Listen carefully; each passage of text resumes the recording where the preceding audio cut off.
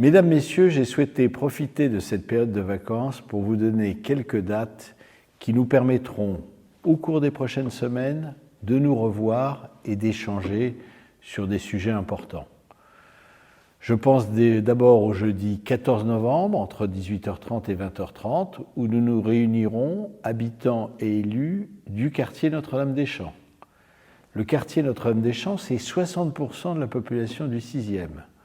J'aurai l'occasion, à cette réunion, de vous parler des grandes opérations d'aménagement qui auront lieu au cours des prochaines années. Le devenir du centre commercial Montparnasse, l'opération immobilière qui sera réalisée entre le 110 rue de Vaugirard, avec en perspective l'ouverture d'un très beau jardin ouvert au public d'environ 4000 m². Je souhaite, durant ces réunions de dialogue et d'information, perpétuer un échange direct avec vous, être à votre écoute sur les problématiques de la vie quotidienne de notre arrondissement.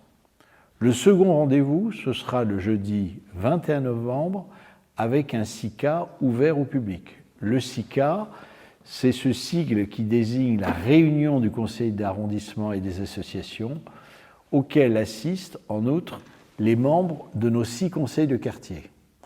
Et là, ce sera un sujet d'avenir que nous évoquerons, l'implantation sur le site de l'ancien hôpital du Val-de-Grâce dans le 5e arrondissement de Paris Santé Campus Numérique avec une intervention de celui qui catalyse, qui développe ce projet, le professeur Ternier.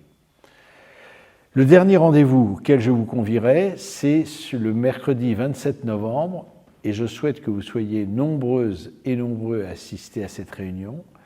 Il s'agit d'une réunion publique consacrée à la sécurité et à la prévention de la délinquance en présence de membres du commissariat de police des 5e et 6e arrondissements.